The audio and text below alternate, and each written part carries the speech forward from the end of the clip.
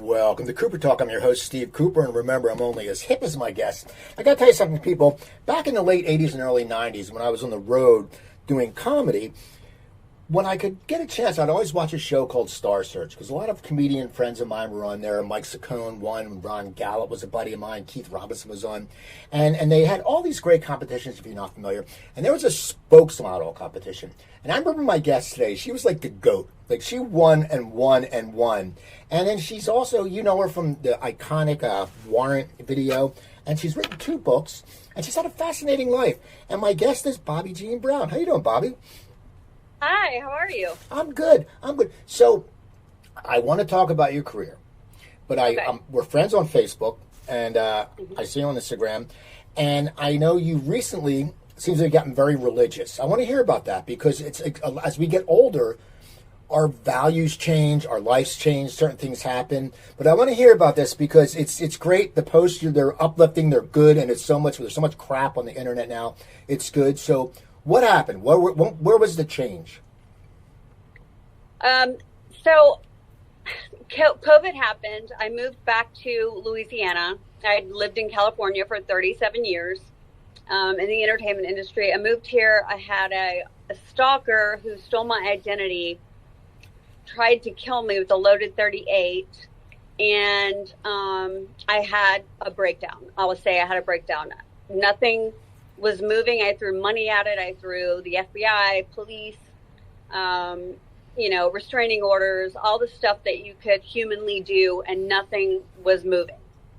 And I got frustrated after a year and moved back to California. I wasn't even there for 4 months. It had totally changed. It was like a dumpster fire when I moved back there. This is probably mid-COVID. And then I was so depressed because all of my accounts were hacked, even though they were verified. This person was impersonating me and had stolen my identity online and had robbed every source of income or every stream of income that I had ever made as myself, as Bobbie Brown. And I got to like an all-time low. I couldn't access my name, my accounts, any money. All of it was stolen. They were also collecting unemployment as me during COVID. And there was literally nothing I could do about it. No matter what amount of proof that I had or printed out or gave to the FBI or the police, like nothing was happening. And I became so depressed and so just over it, like I thought I had dealt with all sorts of people in California that were like this, but then I moved home and this happened here. It was just a nightmare. So I got to, I guess it would be like the lowest point in my life. I started to do drugs again. I was day drinking. I was crying all day, where I couldn't really, my elderly parents really didn't know what I was saying when I'm like, I've been hacked. The person had put a keylogger on my computer.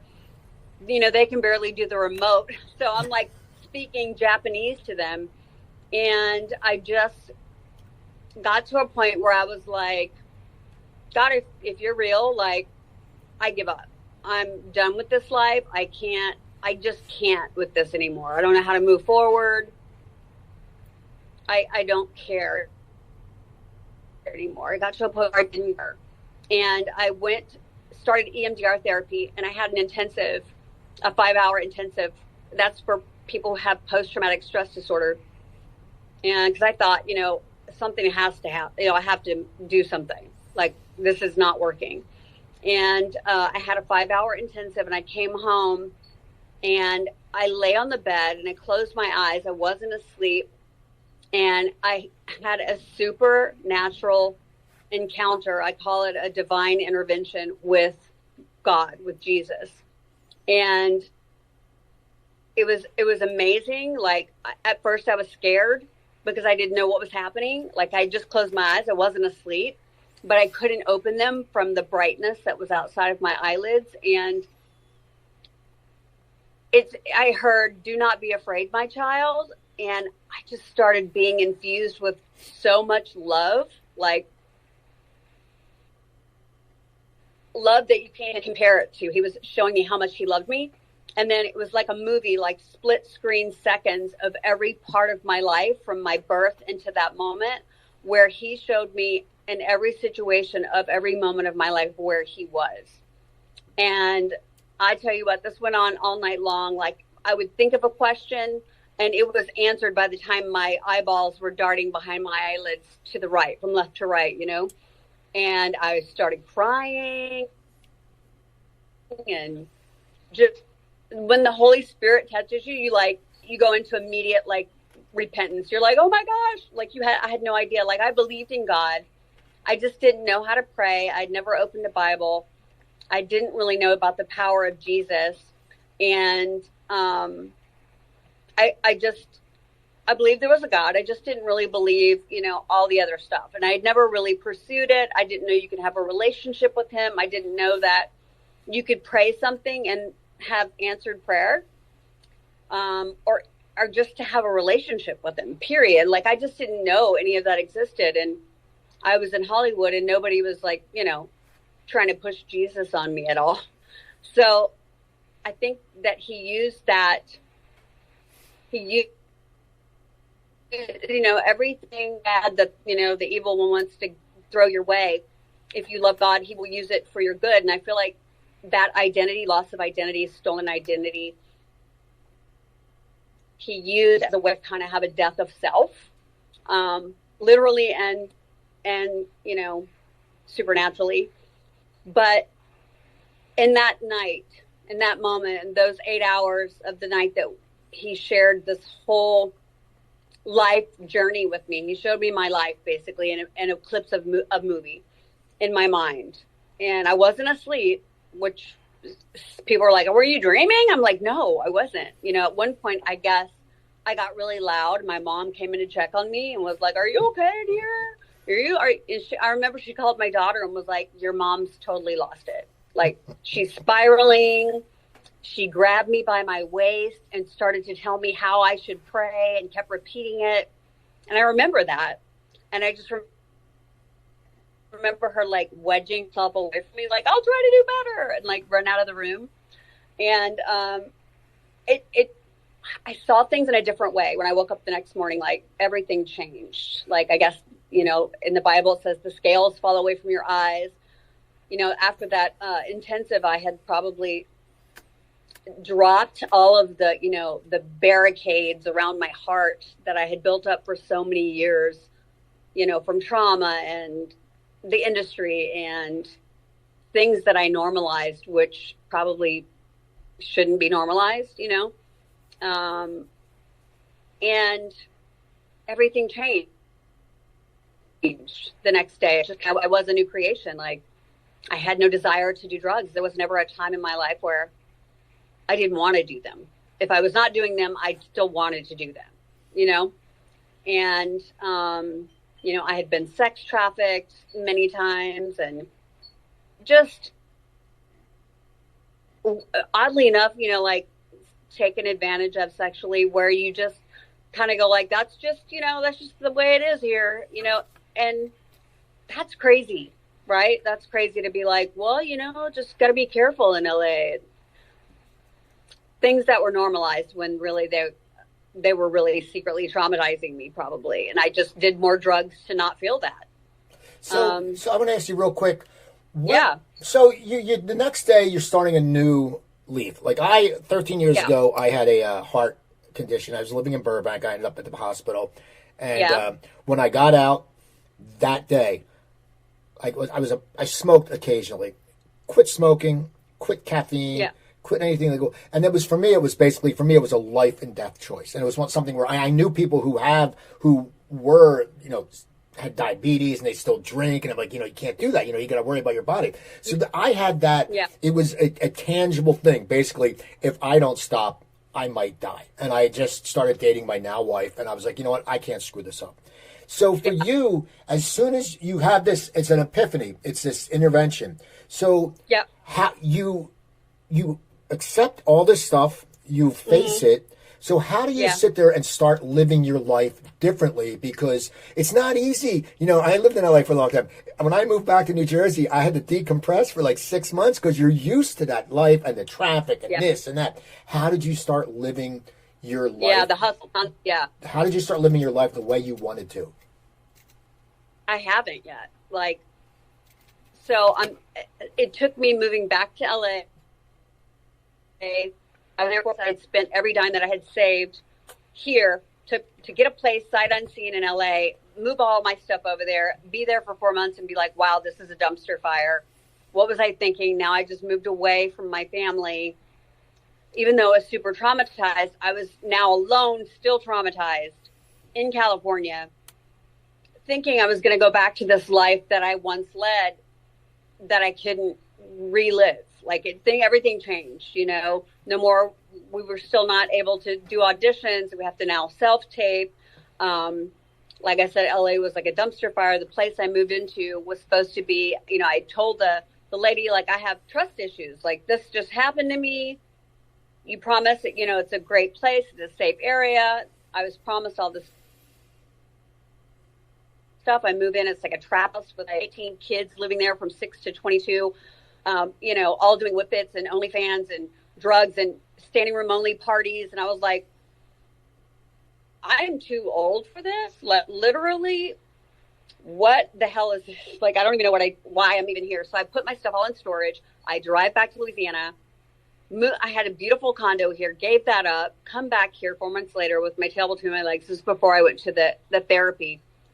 And been living at my parents' house ever since. My stuff is still in California. I'm still here. So it's a new way of trying to be content in the life. God is trying to show me that I have to trust him and everything is in his timing. So a person that has trust issues, who I suddenly, you know, started reading the Bible, found a little fellowship church, other people who I had prayer groups with. I learned a lot because after that encounter, I wanted to know more. Like, I was hungry for like all of it.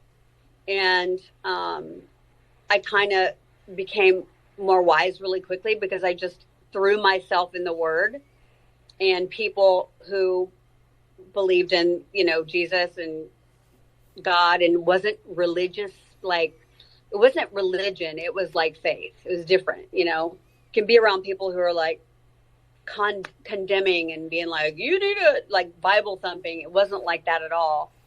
It was all in love. Everything was in love and just getting in the word. So my life isn't like I've ever known it. There are days where I'm like, God, why am I still at my parents' house? Like, why aren't things moving as quickly as I want them to? Or, you know, because on my timeline, everything would have happened already, right? I would have been out on my own already. I would already be starting to make money. I would be able to keep this job or do that job, or, you know, doing auditions via self-tape is just a whole new life.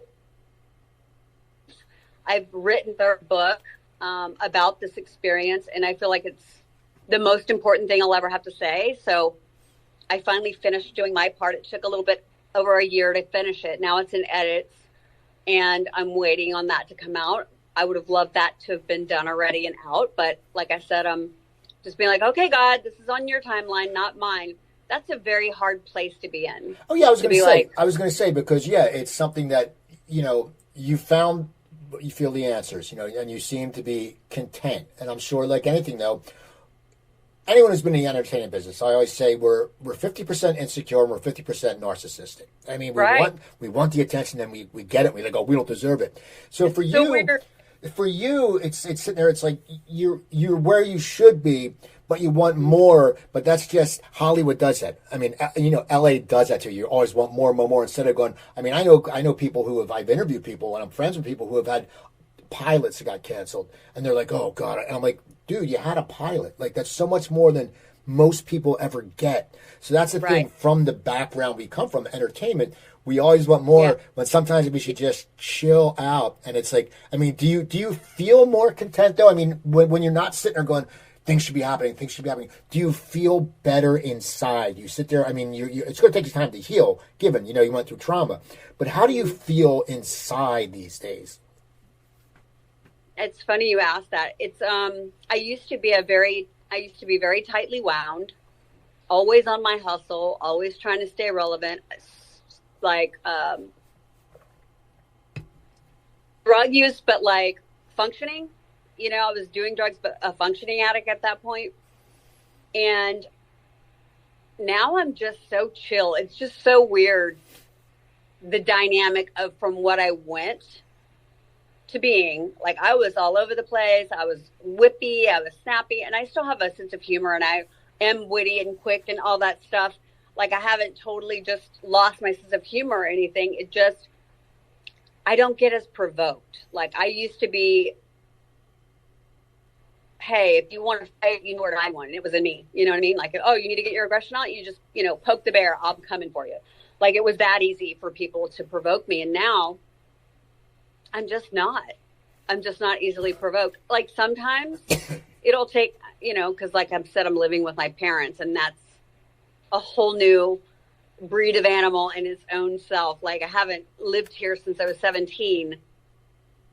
And I moved back here under my parents' roof, which is so crazy because I'm all very independent, you know, and then to be dependent on my parents at 56 is like not the dynamic, you know, I would love to be in right now. And still just going, okay, I'm grateful that, you know, I have a roof over my head. I have people that love me.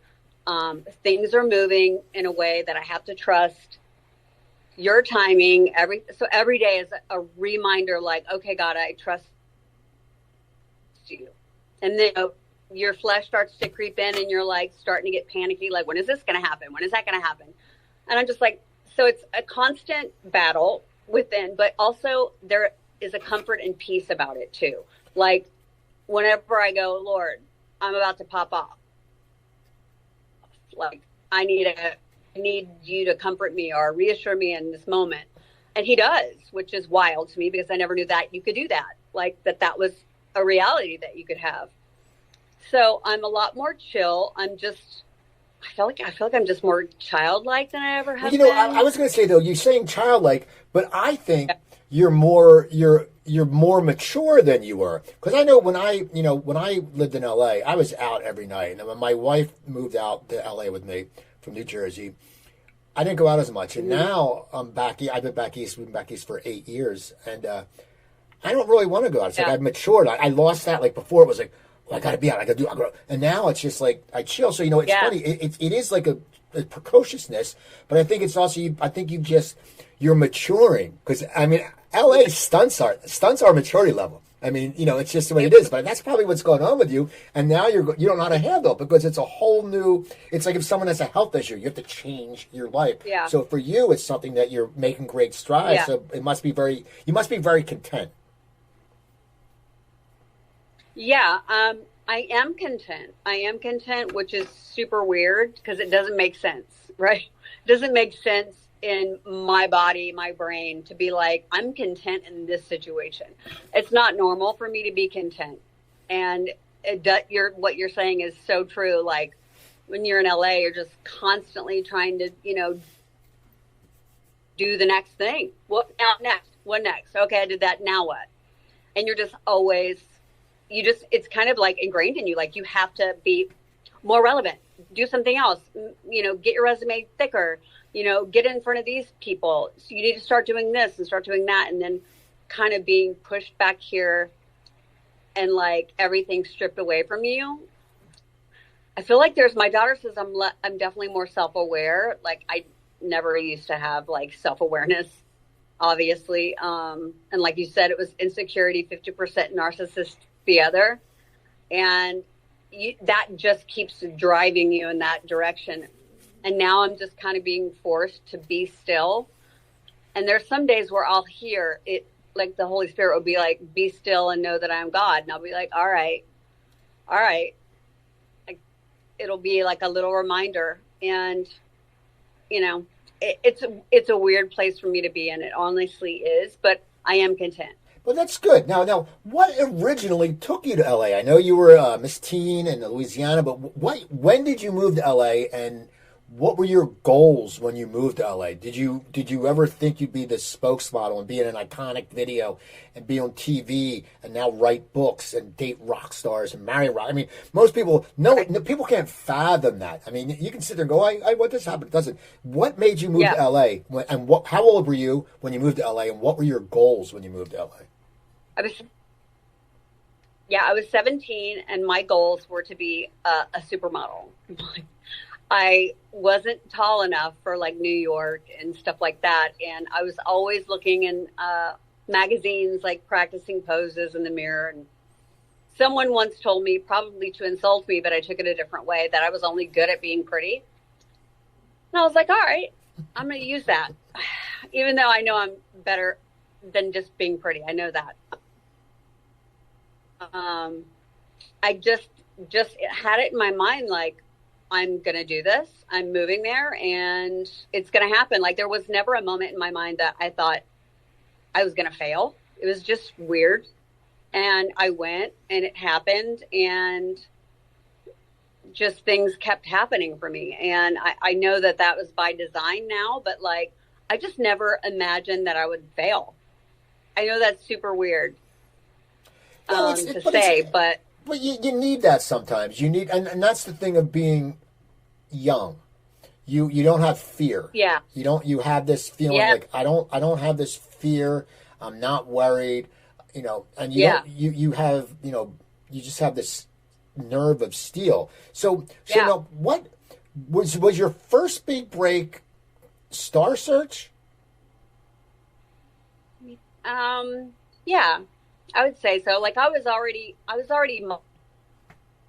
modeling and booking commercials at print and stuff, doing, well financially, doing modeling, and it all just kind of fell right into my pocket. Like, I got an agent the first day.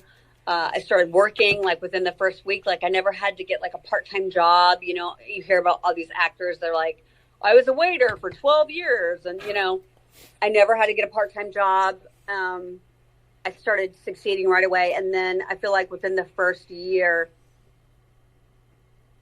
the agent to do Star Search, which coincidentally is rebooting tonight on Netflix.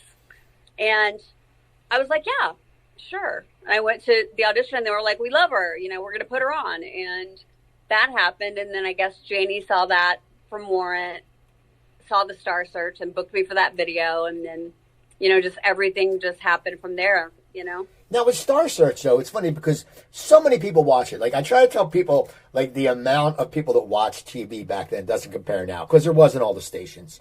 So right. I'm guessing for you, you were what? Was it 10 or 13 times you won?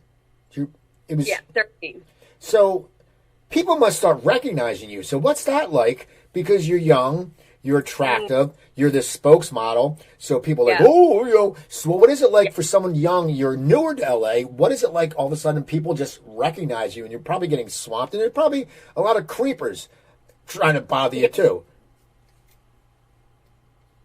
That was before social media. So it was like, it would have to happen in person, obviously. And when it did, I was always surprised by it because I never, and still don't, consider myself a celebrity, I'm like walking around with actual celebrities in my mind. And back then, you kind of had to have a talent to be on TV or in movies. And you weren't famous just for like being famous or being Instagram famous or YouTube famous and all that stuff. That didn't exist.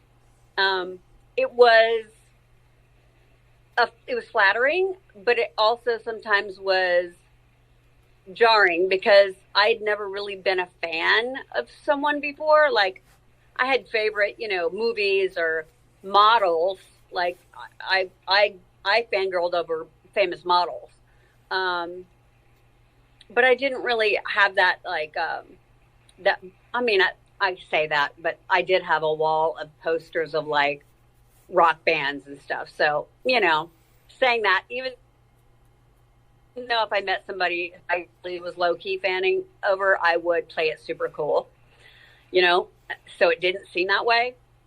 But it was it was nice. It was complimentary, and it wasn't so crazy because it was before, like I said, it had to be in person.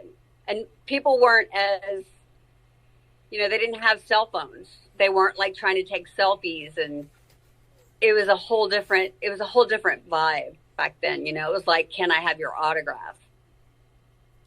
Well, yeah, it wasn't like phone everywhere. Yeah, it is different. Yeah. So I want to talk about that video because when you shot it, that video is iconic. I'm an MTV guy. I grew up watching MTV. Me and my friends. Me and my wife were talking about how when Thriller used to be on, people would they'd say the time and hey, Thriller's on. And so when that video, what did you think when you were shooting it? Did you think it would last this long and just become such? I mean, it is one of those videos that if you're over 40. The Cherry Pie video. So he reached out to you to be in it. Did you have to audition, or did you just show up, or how did that come about? Because it's just such a fun video. It's such that time of music, the 80s and early 90s. It was such a great time of music, and I've been lucky enough to interview so many of the artists from that time, and it's like I reminisce.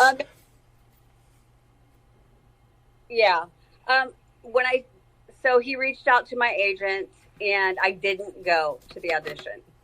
And normally when you don't go, like, it doesn't know if you flaked or not, you know what I mean? But he contacted the agency and was like, she didn't come. And they called me and were like, you need to go to Jerry's Deli right now. They're over there waiting for you. Like, why wouldn't you go? And I was like, since when does someone call and, rat me out when I don't show up for an audition? And I got the part immediately, and we filmed it, and I had no idea that it was ever going to be so successful. B, that I would be in the video. Like, I was equally as the band featured in that video, and that was uncommon. And I think after that, like, Rock the Cradle of Love kind of did that with the Video Girl, and then Tawny Katane started to be in her videos, and it kind of rivaled that type of imagery. But like, usually, the girls only like briefly hit on here or there. You're like the token girl for 2 seconds or whatever. And I was just all over it. And I saw it. They had like the world premiere on MTV. And I was excited. I was waiting. You know how they do the countdown, like, oh, we have a world premiere video today. And I'm watching MTV with my roommate, and we're waiting to see it. And I just remember my jaw dropped. Like, wow. Well, that was awesome, but also crazy. It was intense, and it like stayed at #1 for like a year. It was amazing. Yeah, it was really cool. So I was on TV for a year on Star Search, and then they had reruns.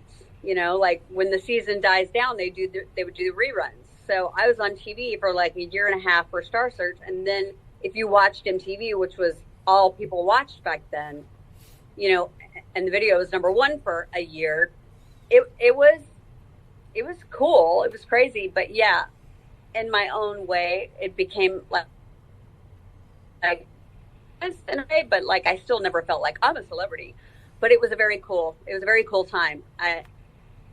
Those were some cool times. Yeah. Now, did you and Johnny hit it off right away? How did that relationship start? Because it's like, once again, it's the rock star and the model. Like, that's what back then LA was known for. And so did you guys hit it off right away, or what? How did you end up getting married? Yeah. I was dating Matthew Nelson at the time of doing the Janie had been crushing on me. I'm sorry. Sending me flowers. I'm sorry. You cut out a little bit. You cut a little bit. Did you say Matthew Nelson from Nelson? Yeah. Okay. I was dating Matthew. Yeah. And I was shooting the video, and Janie was crushing on me regardless of the fact that I was in a relationship. He was sending me flowers and, doing all the stuff. Went on Howard Stern and said, sorry, Matthew, I'm going to marry your girlfriend one day. He didn't care. And it happened. Like, he spoke that into existence. I was flattered, but I was like, wow. And when Matthew and I broke up, I called Kathy Conan, who was married to the guitarist of Warrant, Joey. Broke up, and literally 4 minutes later, Janie called me. And we were together, had a child, got married, and remained friends until he passed. Was it hard being married to a rock star? I mean, it's funny because I know a lot of business people who call themselves rock stars. They go, "You guys aren't rock stars." There's rock stars. What is it like? It must be, first of all, rock stars, they don't. It's not all glamour. It's a lot of work when you're on the road. And it's doing interviews early in the morning. There's a lot of partying. What is it like being the wife of a rock star? It must be. Once again, we talk about insecurity. We're 50% insecure if we're entertainers. So that probably creeps in your head. Oh, he didn't answer the phone. What's going on? So what is it like? I mean, I haven't talked to a lot of women who have been married to rock stars. What is it like from a female's point of view being married to a rock star? I mean, I had gotten all the warnings and everything, but in my mind, I felt like I was a catch. So to me, I never in a million years thought he would cheat on me, ever. Like, I just literally thought, I was a catch. And I was a good girlfriend, a good wife. And I just never would have believed that he was cheating or would cheat on me, but he did. And I was completely devastated by it because I just never believed he would do that. You know what I mean? And he did. And everybody was like, well, he's a rock star. What do you expect? Women are throwing themselves at their feet 24/7. And I never got the memo on that until it happened. And I was like, wow, that sucked. And then I dated another one and got engaged to another one. And that sucked even more. I was like, yeah, I didn't have all I found out about the cheating. And then again, I thought, there's no way another guy is going to cheat on me. And it seems like I had this red flag warning that I just never saw. And I just kept, attracting the same person. And I just, sometimes somebody's like, you kept attracting your father. I was like, what? And they're like, you have daddy issues. I'm like, oh God, really? Because my dad was a musician. He was an alcoholic. Maybe there's some truth to that. I don't know. But yeah, so it was always turned around on me. Like, they were cheating, and then I would be accused of cheating, which I never was because I was so anti-cheat. Like, I was never a cheater, but I knew that was a tell that when they were going to come home and start accusing me of cheating, they must be feeling guilty about getting away with something. It was always a tell for me. I would be like, where's this coming from? Which is funny because that's the narcissistic part, not the way we are. We're if you're insecure and narcissistic, our thing is we don't feel like we deserve the attention we get, even though we crave it. For them, they think, oh no, it's you. And that's so it's the different strands of narcissism. So, okay, so you're going through these breakups. Gaslighting. Yeah, exactly. It's gaslighting. Now, you're going through these breakups. Now, is that when you started using drugs more, or were you using it through the relationships? Because you said you had stopped using and you were a functional addict. So, with Janie, it was like a party. Like when we go out, I would use cocaine just as like part of the party. I wasn't using every day. Although he hated when I did drugs, and I lied to him about it. I ended up going to rehab, and then we divorced, and then I dated somebody who was all about doing drugs, and I was dating, Tommy Lee, and we were drinking and partying all the time.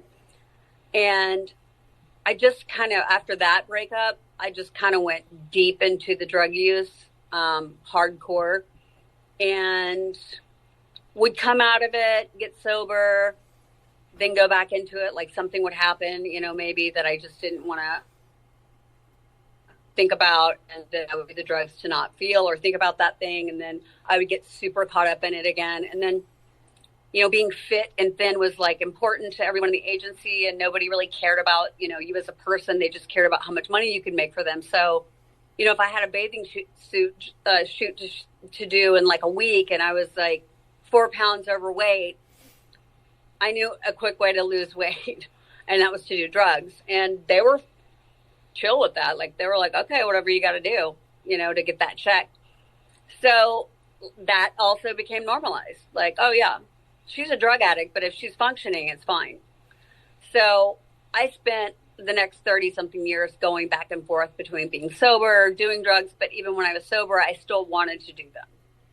Like I said, and then got to a point where, I felt like I was functioning. So maybe to other people, I was showing up. Basically, I was showing up, and I was showing up on time. Like, that was my biggest problem when I wasn't showing up to things like 5 hours late, screwed up, tired, looking like, emaciated.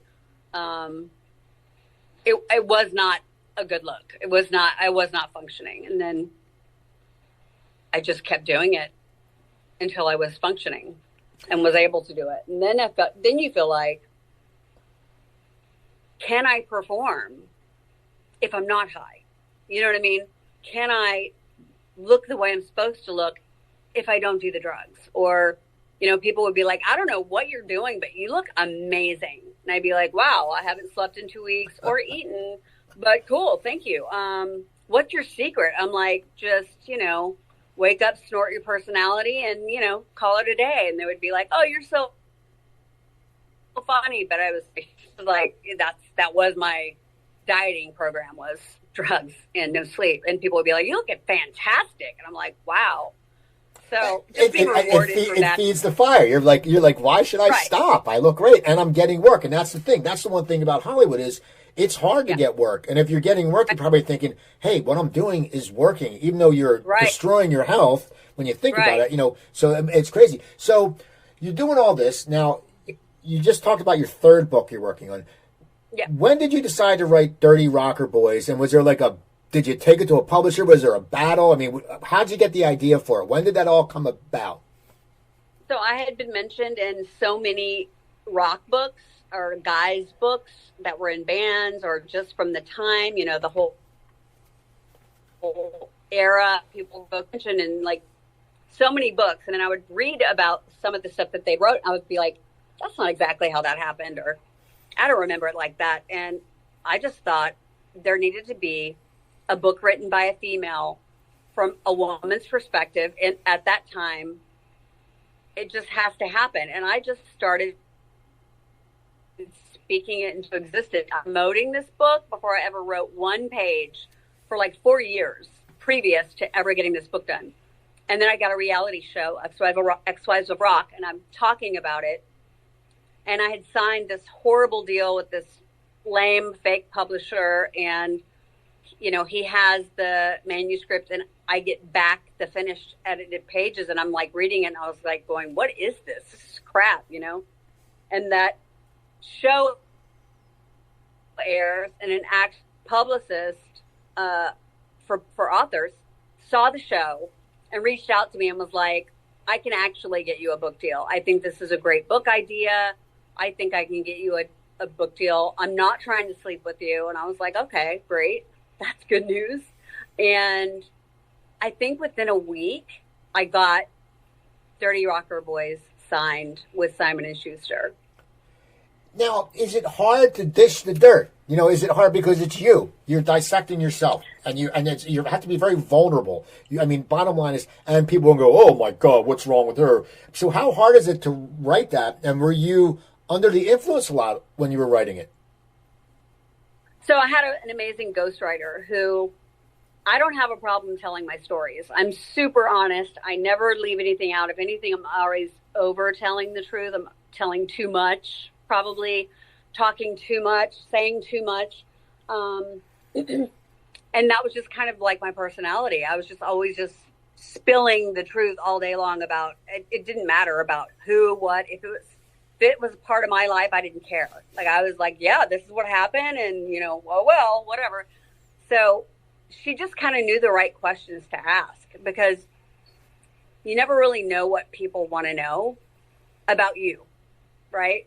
So you always assume it's this or that. And I guess that was the takeaway I got from reading the books that people had written about me. It was kind of like a narcissist writing about themselves and just saying all the stuff that they thought people wanted to hear. And I was willing to go in and be self-deprecating, talk about myself in the truth about, my lowest points, my, drug addiction, my scantily, promiscuous life I was leading. It really is just a book about glorifying my sins in every way.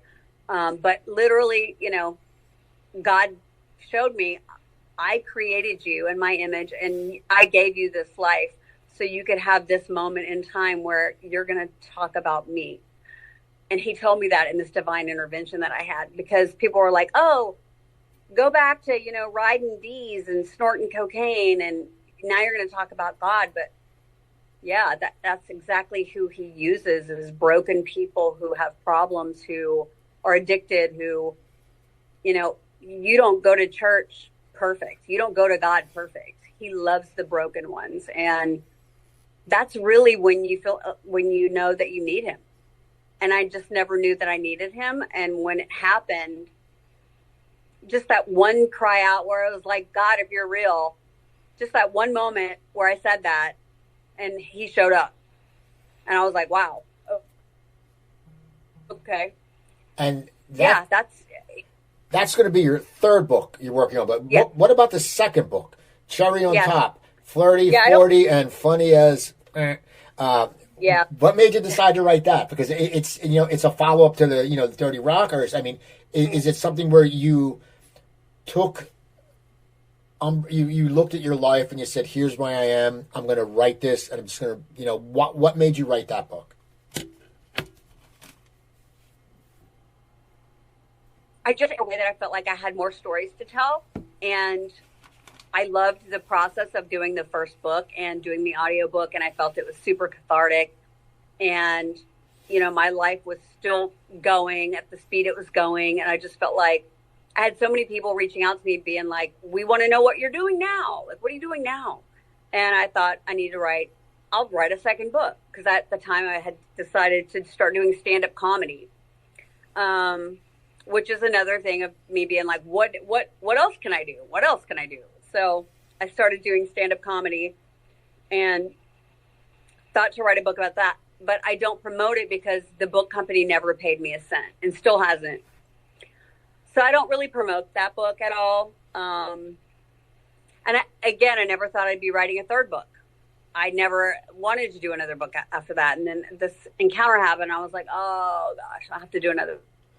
Now, are you going to intertwine your life with the divine intervention? Are you going to how are you formulating this book? Are you writing it with your daughter, right? Yes. Okay. So it picks up where I kind of left off, because where I left off was doing comedy and then COVID happened. So I pick up where that leaves off, where I'm, in California and COVID hits and I decide I'm going to move to Louisiana and I'm here. And then I talk about the stalker situation and the stolen identity. I tell the whole story basically from where I left off and then to where I am today. And yeah, I mean, I don't know that so many people are going to be interested, but I do feel like it's the third arc to my story. And this is the most important part of the story. And like I said, these words are going to be the most important things I ever say.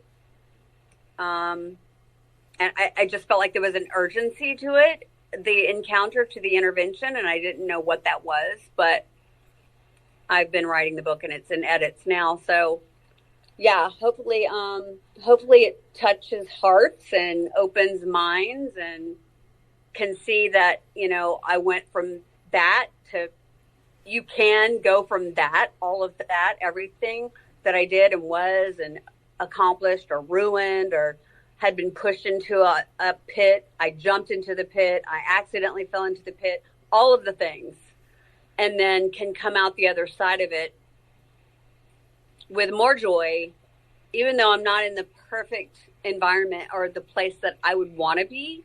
I'm content with what I have.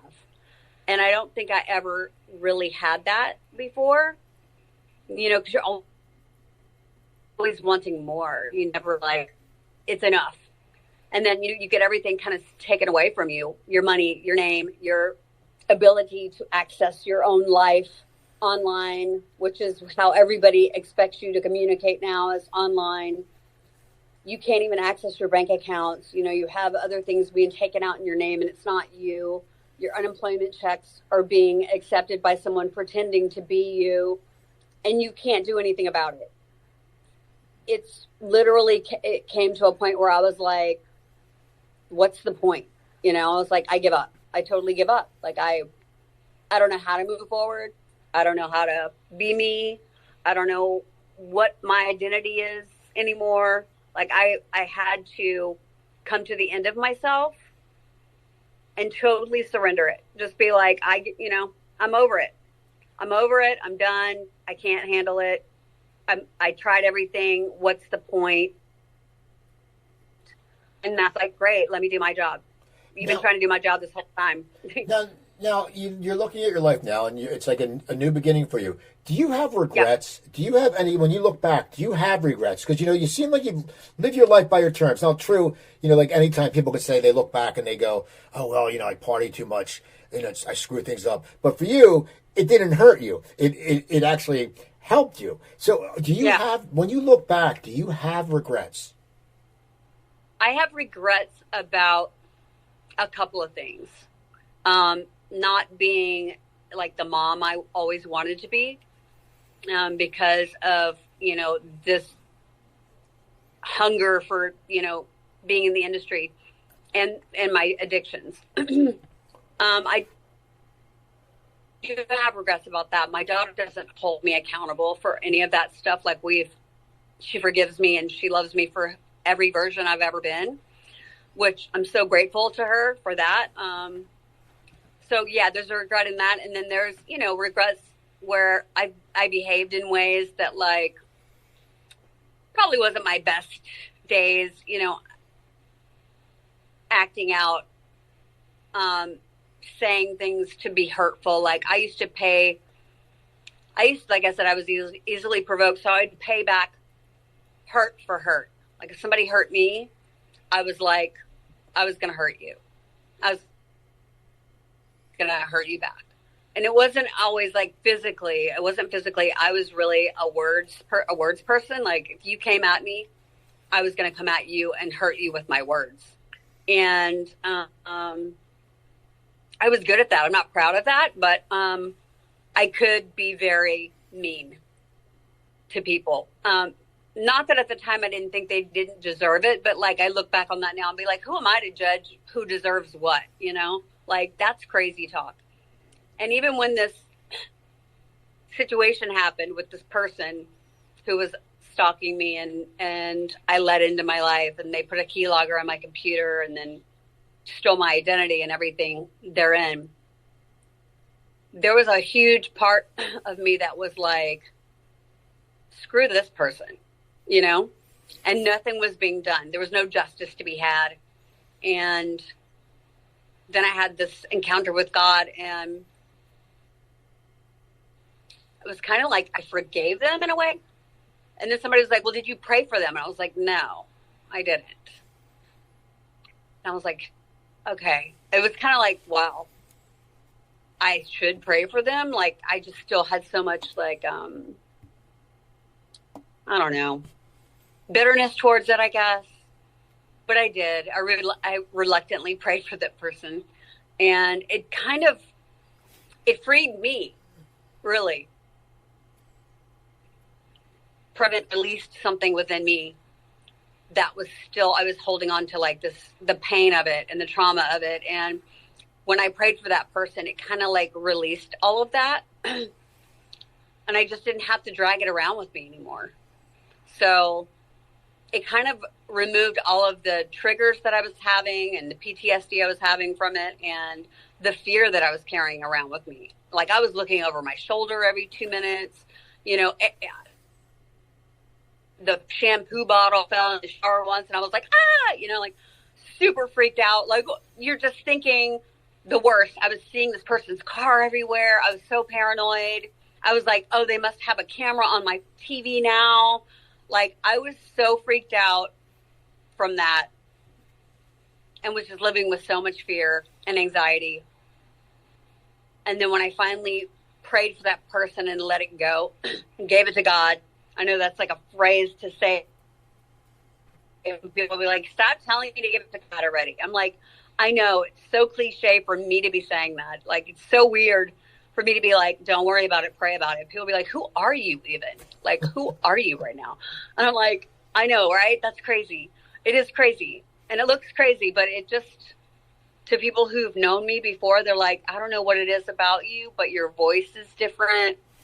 You have like this whole new piece about you that is just wildly attractive and hard to explain, but cool to be a part of, like to witness it in real time. And people either love it or hate it. They either love it and are like intrigued by it, or they're repelled by it. And then they can't even be with it, you know, because I guess I'm carrying something like a light or something that's different. I'm carrying, and when somebody doesn't like it, they just can't even be around it. Well, that's, like, that people are like that. People, you know, and you know, we still live in a society where, you know, a lot of people don't want to see other people happy. There's a lot of toxic people. And that's the one thing, you know, I mean, I've broken away from all the toxic people in my life. Mostly when I left LA. You know, when I came back here, it's where I grew up. So there wasn't toxic. You know, New Jersey, where I live, you know, I grew up in a nice area. You know, there wasn't toxic people. And you sit there and it's funny when you get rid of them. People don't want to see, unfortunately, people, you know, a lot of people don't want to see people be happy. And it's such bullshit. But anyway, so I got to ask you this. Yeah. You know, you've had a very interesting life. Yeah. What are some things that make you really proud? What are you proud of when you sit there now? And I know you're very proud. I can tell you're very proud of the change in your life, and then that, and you should be, because it's like you're starting over. It's like one of those things where, you know, it's like when I came out of the hospital, it changed my life. Right. What are you proud of, though, looking back at your life? You know, professionally and personally, besides what's happening now, what makes you proud? My daughter. Like I always say, she's the best thing I've ever done. She really is. Like, she's like my person. She gets me. We get each other. We make each other laugh. We can just look at each other and we know exactly what's being said. And we also riff off of each other. Like, every single encounter that she and I have to get together can turn into a bit that nobody knows is a bit. And it's hilarious to us, but we're doing it. We're delivering it with straight faces, and everyone around us is confused. My mom's annoyed. My stepdad is like baffled, and it's hilarious. But it's a lot for other people. Like, sometimes the sense of humor that we have is antagonistic in nature, and we think it's hilarious, but it's super annoying to everyone else. But that's what makes it funny for us, which is weird. And I think that maybe it's because I drove her nuts as a kid, maybe. I feel like I did this to her and my brother with my sense of humor. Is antagonistic. So now they get it, and we can have like a running joke together. I don't know. I'm proud of that relationship, that it survived. That relationship survived and like thrives after all of that said and done, you know?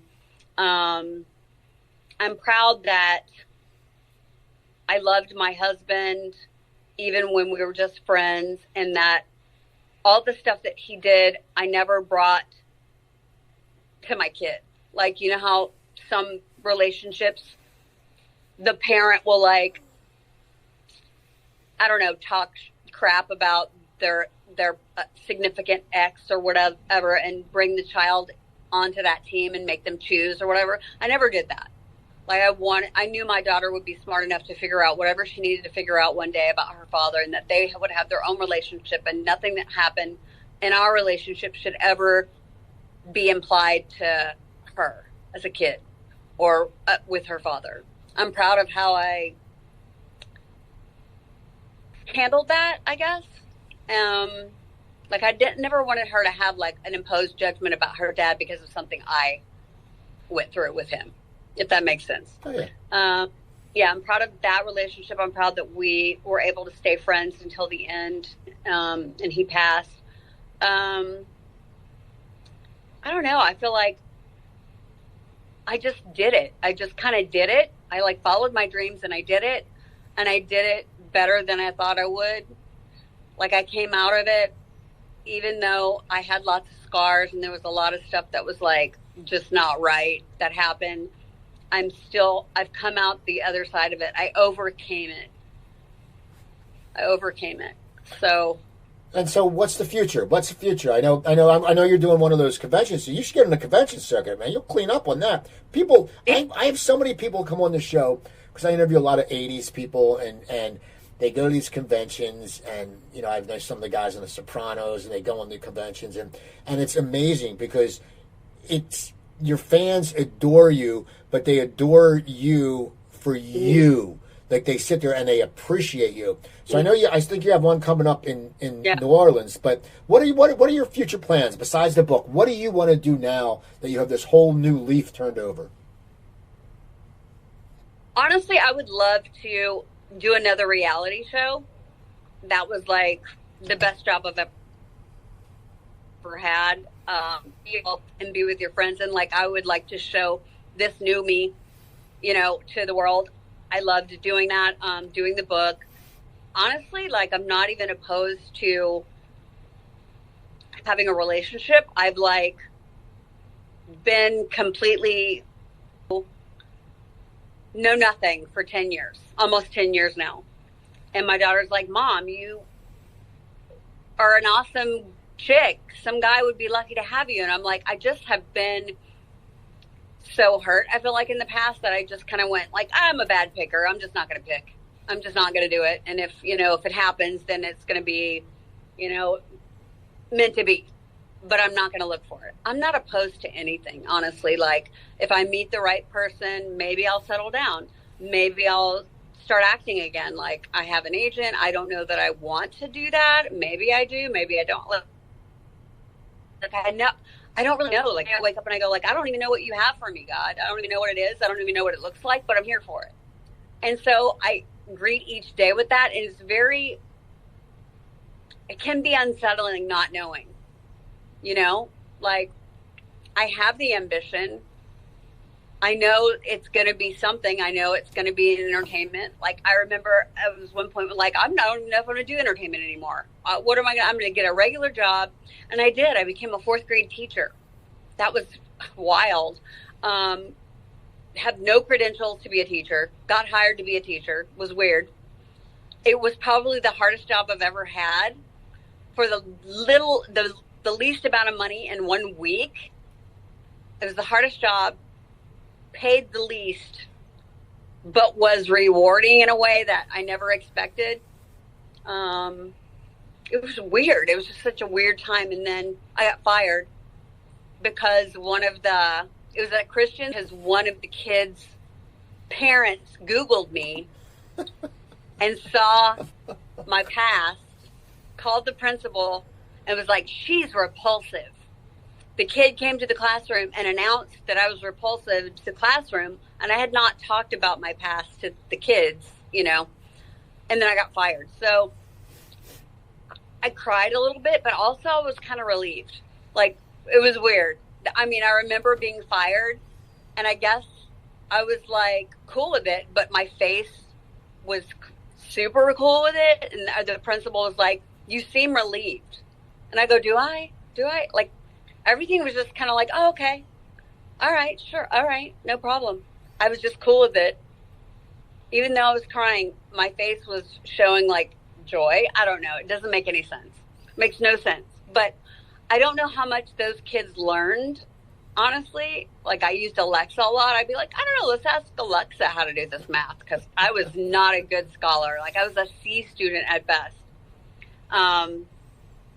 I think I just loved them. That's all. I was there just to love these kids. Like, all of these kids had like some stuff going on at home, and they could talk to me, and I would pull them aside and just love them and tell them how important they were and how awesome they could be, and like to not beat themselves up. And I just feel like I loved these kids. That's all I did. Or we would dance. We would dance things out. Like, let's get up and dance it out. Let's talk about it. I was this teacher who wasn't really teaching them anything except how to love, I guess. I did the plan, but I'd be like, gosh, I don't even know how to Like I would be grading these papers for like 7 hours. I was like, teachers are underpaid and underappreciated. Oh my gosh. It was so much. And I don't know. It just made me kind of like go, wow, I didn't used to appreciate my job in entertainment. You know, I took it super for granted how much money I got paid for very little that I was doing.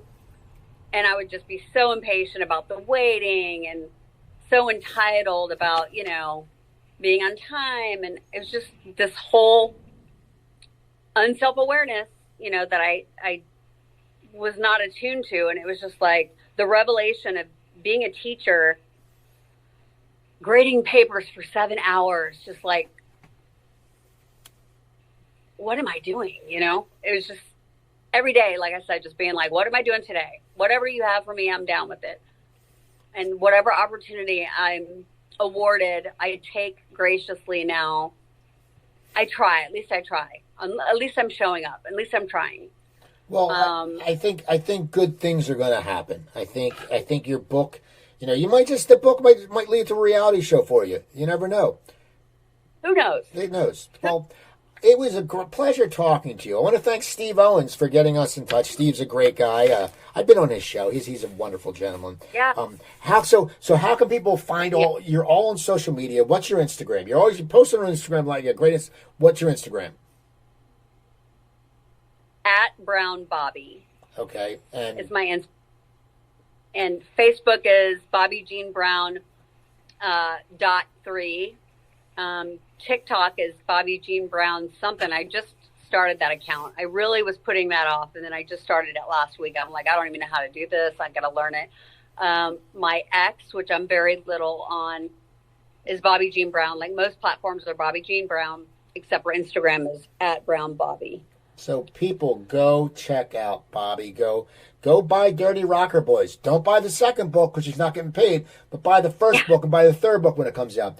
You can go to my website, people, coopertalk.net. You can find 1,055 episodes there. You can email me. I'm doing this a while. You can email me at coopertalk.net. Also, don't forget my other show produced by Comedy Trainwreck out of Philadelphia, Coop's Comedy Corner. That's on YouTube. I get some great comedy writers. Some of my comedian friends like Wendy Liebman and Rich Scheidner. My friends from the show Homicide Life in the Street, Reed Diamond and Kyle Secor are all on there. And I have a new podcast started with my entertainment lawyer friend who now does business law called Lawsuits and Lessons. John Fagerholm's an amazing lawyer.